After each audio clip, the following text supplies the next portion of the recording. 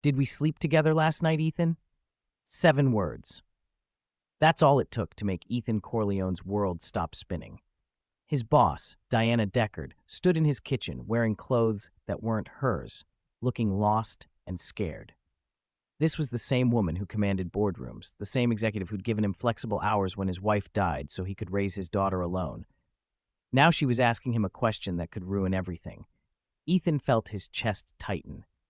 One night, one simple decision to help someone. And now this. Hey everyone, welcome back to Soul Tales. Before we dive in, drop a comment and tell me where you're watching from. And if you're new here, go ahead and hit that subscribe button, because this story takes turns you won't see coming. Here's the thing. Sometimes doing the right thing puts you in the worst position. And that's exactly where Ethan found himself that Saturday morning. Let me take you back 24 hours to show you how a decent man's life got flipped completely upside down. 24 hours earlier, Ethan was just trying to survive another Friday. Quarterly reports were due. His 7-year-old daughter, Maya, had a dance recital that evening, and he was running on 4 hours of sleep again.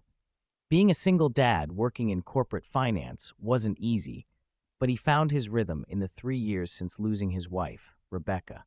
The office buzzed with excitement about the company's annual party that night. Ethan had helped land a major client that quarter, but celebrations weren't on his mind. He needed to finish work, pick up Maya, get her to the recital, and somehow be both mom and dad for another day. "Corleone, you're coming tonight, right?" Travis from marketing yelled across the cubicles. "Open bar downtown. The whole executive team will be there." Ethan shook his head. "Can't. Maya's dance recital." Travis rolled his eyes. "Man, you need to live a little. Being a dad doesn't mean your life has to stop." But for Ethan, his old life had stopped the day Rebecca died, and that was okay. Maya was everything now. His phone buzzed, a text from Mrs. Chen, their neighbor who sometimes watched Maya. "Don't rush. Taking Maya for ice cream after school. We'll have her ready for the recital by 6. Ethan breathed easier for the first time that day. Maybe he could swing by the party for just an hour. Diana Deckard had fought for his flexible schedule when he needed it most. The least he could do was show his face and thank her. The venue was packed when Ethan arrived. Music thumped as he weaved through clusters of colleagues already loose from alcohol and freedom. He spotted Diana at the bar, looking different in a simple red dress instead of her usual power suits. "Ethan, you made it," she called, waving him over. At 42, Diana was only a few years older than him, but as finance director, she was 2 levels above him. She always kept things professional while being understanding about his situation. "Just for a bit," he explained. "Maya's recital is at 7. "The famous Maya," Diana smiled. "I feel like I know her from all your stories. How old is she now?" 7. "She told me this morning that my choice of breakfast cereal was tragically basic." Diana's laugh was genuine. "Smart girl. Takes after her dad." She signaled the bartender. "One drink before you go, to celebrate landing the Westridge account." One drink turned into conversation. Company future, department vision, and eventually, personal things. Ethan rarely talked about Rebecca with coworkers, but something about that evening loosened his guard. Maybe it was the relief of finishing a brutal quarter. Maybe it was the rare chance to actually talk to another adult. "It'll be 3 years next month," he said. "Sometimes I still reach for her side of the bed in the morning." Diana's eyes softened. "I can't imagine, but you've done an amazing job with Maya. Rebecca would be proud." Ethan checked his watch and jumped up. "I need to go. It's 6:30. Diana stood too quickly and swayed. Ethan noticed the empty glasses lined up in front of her. "Are you okay?" he asked. "Fine," she insisted, though her eyes couldn't quite focus. "Just celebrating a little too hard. The divorce was finalized yesterday." Ethan hadn't known she was going through a divorce. Diana kept her personal life locked tight. "Let me call you a cab," he said. "No." Her response came out too loud, drawing stares. She lowered her voice. I'm fine. I just need some air." When she took a step, her ankle rolled. Ethan caught her elbow. "Let me help you outside," he insisted. "We'll get you a ride." Outside, the cool air made Diana worse instead of better. She leaned heavily against him, all professionalism gone. "No cabs," she mumbled. "Don't want anyone seeing me like this, especially not the team." Ethan checked his watch again. 6:40. Maya would be looking for him in the audience soon. His heart raced with the impossible choice: leave his boss in a dangerous situation or miss his daughter's performance. He made the call. "Mrs. Chen, I'm so sorry," he explained. "Work emergency. Can you take Maya to the recital? I'll meet you there if I can." Mrs. Chen agreed immediately. "Don't worry, I'll record everything." With that settled, Ethan helped Diana to his car. "I'll take you home. Where do you live?" Diana gave an address in Westlake, 20 minutes away. As they drove, she grew quieter, staring out the window. "I'm sorry," she finally said. "This is unprofessional." "It's okay," Ethan assured her. "Everyone has rough days." 12 years, she said softly. 12 years, and he left me for his 26-year-old assistant. Such a cliché, right? She laughed bitterly. "I gave everything to my career because he said he supported my ambition. Turns out he was just waiting for someone who wouldn't outshine him." Ethan didn't know what to say. This vulnerable, hurt side of Diana, he never saw it. When they reached her elegant townhouse, Diana fumbled with her purse. "I can't find my keys. They must be, I don't know where they are." They searched, but no keys. "Could they be at the bar?" Ethan suggested. Tears filled Diana's eyes. "I can't go back there. Everyone will see." Ethan checked the time, 7:10. Lily's recital had already started. He made another hard choice. "Let me take you to my place. You can sleep it off. We'll figure things out in the morning." By the time they reached Ethan's modest house in the suburbs, Diana was barely conscious. He helped her to the couch, left water and aspirin on the coffee table, and wrote a quick note explaining where she was. Then he rushed back to the car. He made it to the elementary school auditorium just as the final group performed. Maya's face lit up when she spotted him slipping into the back row next to Mrs. Chen. After the recital, Maya bounced over in her tutu. "Daddy, did you see me? I remembered all the steps." "You were amazing, sweetheart," he said, hugging her tight. "I'm so proud of you." "Where were you?" she asked. "You missed my solo." The disappointment in her voice cut deep. "I'm sorry, Maya. Someone at work needed help, but Mrs. Chen recorded it. We'll watch it together tomorrow, okay?" Maya nodded, but her earlier excitement had dimmed. The familiar guilt washed over Ethan, the guilt that came with every compromise. When they got home, Ethan checked on Diana, still asleep. He covered her with a blanket, then took Maya upstairs for bed, grateful his boss hadn't woken up. How would he explain this to his daughter? After Maya was asleep, Ethan prepared the guest room and gently woke Diana. "Hey," he said softly, "there's a more comfortable bed upstairs if you want." Diana blinked at him, confused, before recognition hit.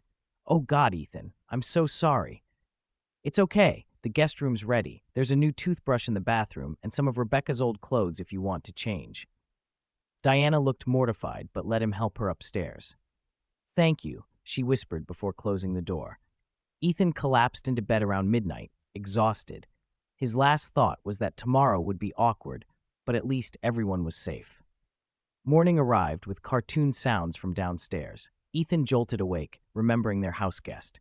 He quickly dressed and headed to the kitchen, where Maya sat with cereal, absorbed in her tablet. "Morning, sweetheart," he said, kissing her head. "Uh-huh," she replied without looking up. Ethan started the coffee, wondering if he should check on Diana or let her sleep. Footsteps on the stairs answered that question. Diana appeared in the doorway wearing Rebecca's old college t-shirt and sweatpants, face scrubbed clean, hair pulled back. She looked younger, softer, and incredibly uncomfortable. "Good morning," Ethan said casually. "Coffee?" "Please," she replied hoarsely. Her eyes darted to Maya, who finally noticed the stranger. "Maya, this is Ms. Deckard. She works with me. She wasn't feeling well last night, so she stayed in our guest room." Maya studied Diana with a child's blunt curiosity. "Are you feeling better now?" Diana managed a smile. "Yes, thank you. You must be Maya. Your dad talks about you all the time." "He does?" Maya seemed pleased. "Absolutely. He says you're the smartest kid in your class." Maya beamed, then returned to her cartoon, interest in the adult already fading. Ethan handed Diana coffee. "There's aspirin on the counter." "Already found it, thanks." She took a sip, then lowered her voice. "Can we talk privately?" Ethan nodded.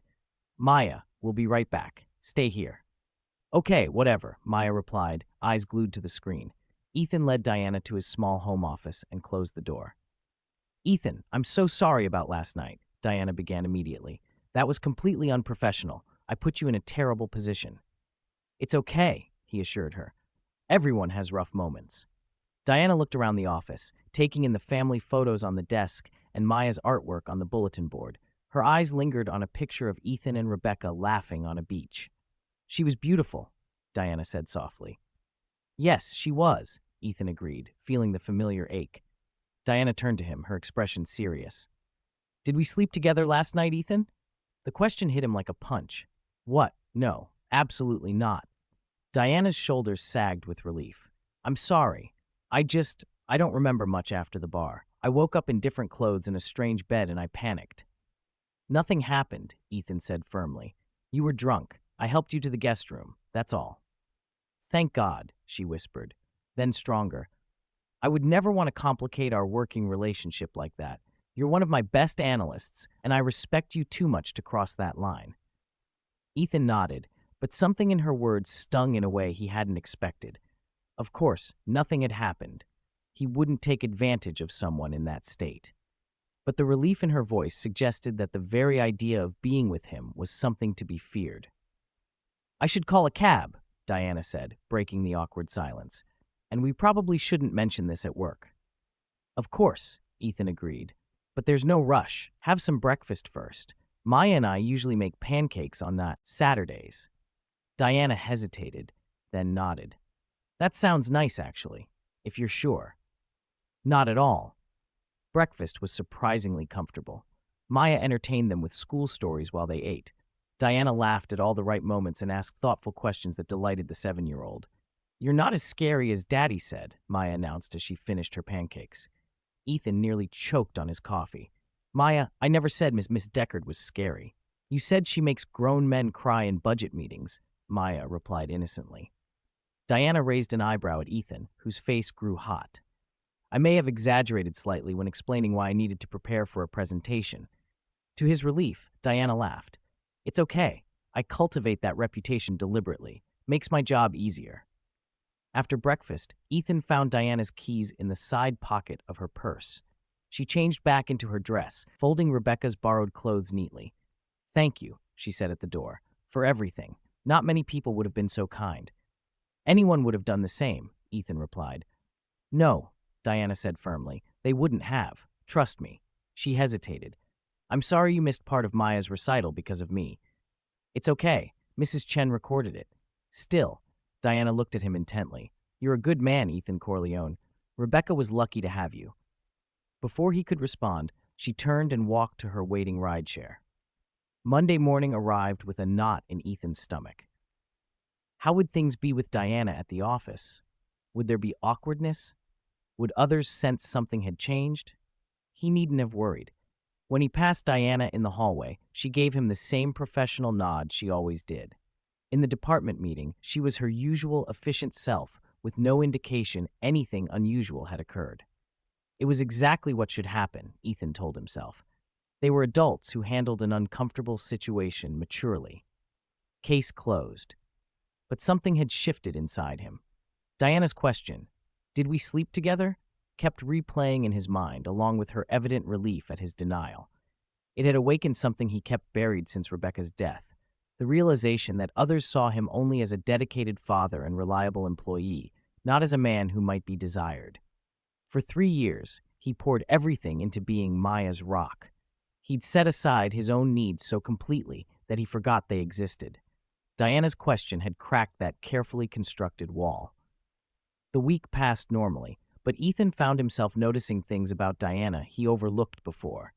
The way she tucked her hair behind her ear when concentrating, how her voice changed when she was passionate about an idea, the quiet competence with which she handled difficult situations. On Friday, a company-wide email announced Diana's promotion to Vice President of Finance, effective immediately. The office buzzed with the news. She deserves it, Travis commented as they waited for the elevator. Deckard's brilliant, cold as ice, but brilliant. Ethan wanted to defend her, to say she wasn't cold at all, but realized he couldn't without revealing what had happened. That evening, as he packed up to leave, his phone pinged with a text from an unknown number. Would you and Maya like to celebrate my promotion with ice cream? No alcohol involved, I promise. Diana Ethan stared at the message, his heart racing unexpectedly. This wasn't a work invitation. This was personal. He typed back, Maya would love that. So would I. Ice cream led to a Saturday at the Children's Museum. That led to Sunday picnics in the park. Within months, Diana had become part of Ethan and Maya's weekend routines. Are you and Miss Diana boyfriend and girlfriend? Maya asked one evening as Ethan tucked her in. We're friends, Ethan answered carefully. She makes you smile like in the pictures with Mommy, Maya observed with a child's brutal honesty. Ethan couldn't deny it. Something was blooming between them, something unexpected and fragile. If you're enjoying this story, drop a comment and let me know what you think is going to happen next. And don't forget to subscribe because the ending is going to surprise you. 6 months after that fateful night, Diana invited Ethan to dinner, alone. At a quiet restaurant overlooking the city, she reached for his hand across the table. That morning when I asked if we slept together, I was terrified of the answer, she admitted. Not because I didn't want it to be true, but because I was afraid I'd ruined something before it could begin. And now? Ethan asked. Now I'm grateful every day for your kindness that night. It showed me the kind of man you are. She squeezed his hand. I've fallen in love with you, Ethan Corleone. With you and Maya both. Ethan felt tears prick his eyes. Rebecca will always be part of me, but I've learned my heart has room for more love. 1 year later, they stood at the altar in a simple ceremony with Maya as their flower girl, wearing the biggest smile Ethan had ever seen.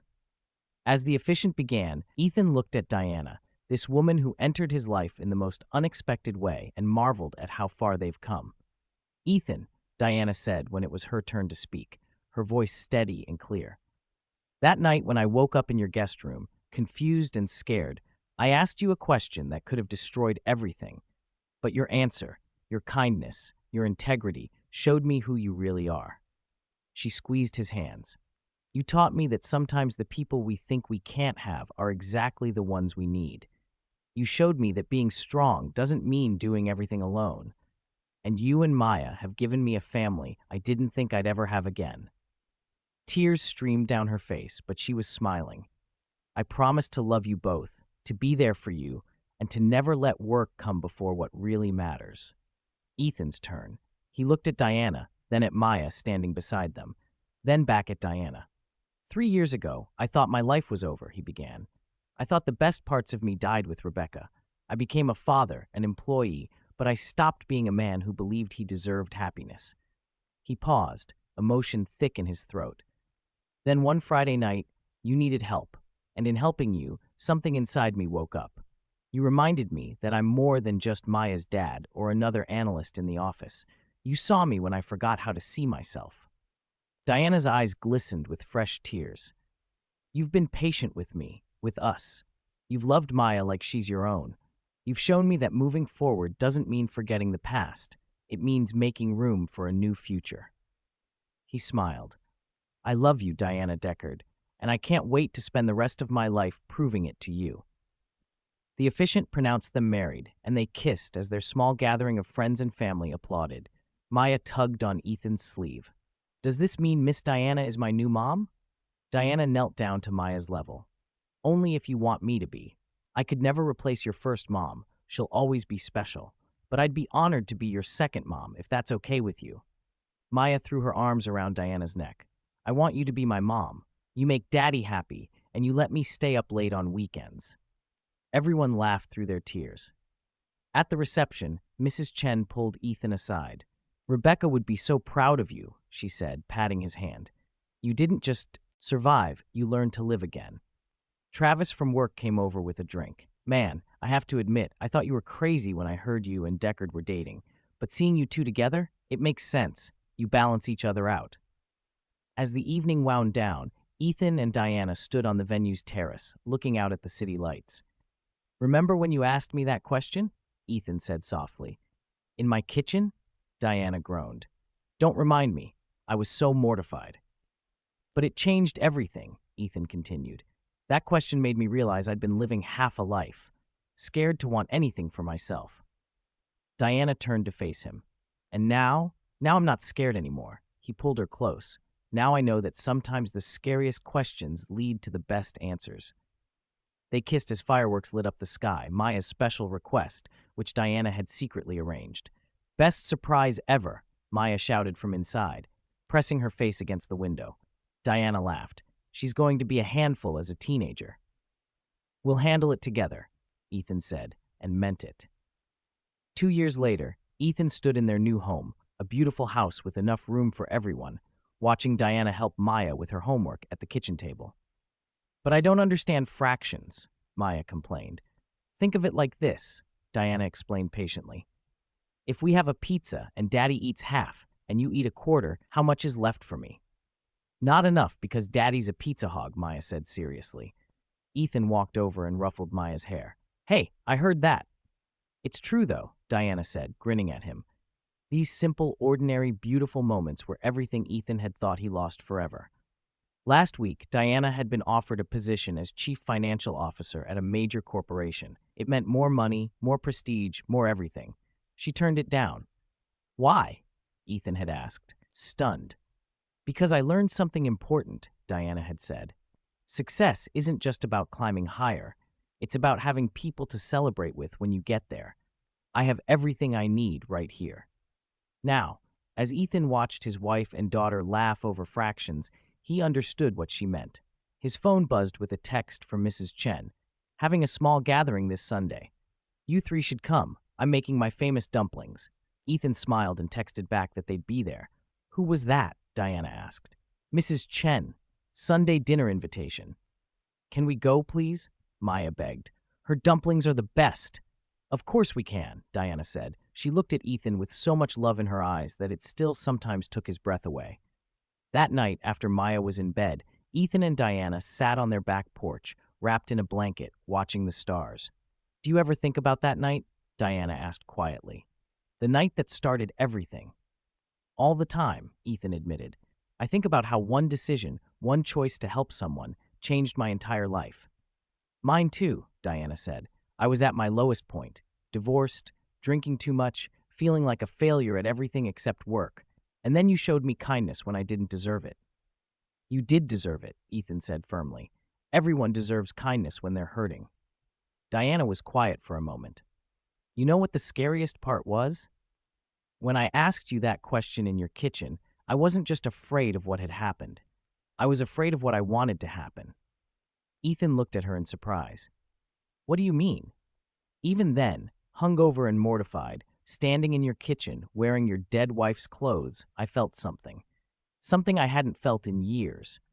And it terrified me because I thought you could never see me that way. But I did, Ethan said softly. I just didn't know it yet. They sat in comfortable silence, two people who found each other in the most unexpected way. Hey, Diana said suddenly. Remember when Maya asked if we were boyfriend and girlfriend? Ethan laughed. And then announced at your promotion party that you were going to be her new mom? I thought I was going to die of embarrassment, Diana groaned. Your entire department was there. But you handled it perfectly. You knelt down and asked her if that was okay with her first. Of course I did. Maya's opinion has always mattered most. Diana snuggled closer. I love our life, Ethan. I love our family. I love that we fought for this. Me too, Ethan said, kissing the top of her head. Inside, they could hear Maya singing to herself as she got ready for bed, something about princesses and dragons and moms who helped with homework. She's happy, Diana observed. So am I, Ethan said. For the first time in years, I'm completely, genuinely happy. Even with my crazy work schedule and my terrible cooking, Diana teased. Especially because of those things. They make you real. You're not perfect. I'm not perfect. Maya's definitely not perfect. Hey, Diana laughed. But together, we're perfect for each other. As they headed inside, Ethan paused to look at the framed photo on the mantel, the one from their wedding day, with Maya between them, all three of them laughing. Next to it was another photo, Rebecca, smiling at the camera, full of life. Ethan had been worried about displaying it, but Diana had insisted. She's part of your story, Diana had said. Part of what made you who you are. I'm not threatened by that. I'm grateful for it. Now, looking at both photos side by side, Ethan realized something profound. Love doesn't run out. It multiplies. Rebecca's love had taught him how to be a good man, a good father, and that foundation had made it possible for him to love again. Before heading upstairs, Ethan paused in Maya's doorway. She was already asleep, her arm around her favorite stuffed bear. Diana came up behind him, wrapping her arms around his waist. "She's getting so big." "Too big," Ethan agreed. "Remember when she was tiny enough to fit in one arm?" "I wish I knew you then," Diana said wistfully. "I wish I knew all of you." "But then we wouldn't have our story," Ethan pointed out. "We wouldn't have that night, and the question, and everything that came after." Diana smiled. "You're right. I wouldn't change a thing." As they got ready for bed, Ethan thought about how far he came, from that devastated widower who could barely function to the man he was now, husband, father, partner in every sense of the word. "What are you thinking about?" Diana asked, catching his expression. "Just that sometimes life breaks you open so something better can grow in the cracks." "That's very poetic for someone who deals with numbers all day," Diana teased. "I have my moments." They climbed into bed, and Diana rested her head on Ethan's chest. "Thank you," she whispered. "For what?" "For seeing me that night, for taking care of me, for giving me a second chance at everything." "Thank you for asking the scariest question in the world," Ethan replied, "because it led to the best answer I've ever given." Outside, the city hummed with life. Inside, three people who found each other against all odds slept peacefully, safe in the knowledge that tomorrow would bring more ordinary, extraordinary moments together. And really, that was all anyone could ask for. So there you have it, everyone. A story about how one question, asked in a moment of fear and confusion, led to a love that healed two broken hearts and gave a little girl the complete family she deserved. If this story touched your heart, please hit that like button and subscribe to Soul Tales for more stories about unexpected connections and second chances. Drop a comment below and tell me, have you ever had a moment that completely changed your life? I'd love to hear your stories. Remember, sometimes the things that scare us most are actually opening doors to something beautiful. Don't be afraid to walk through them. Until next time, keep believing in the power of second chances.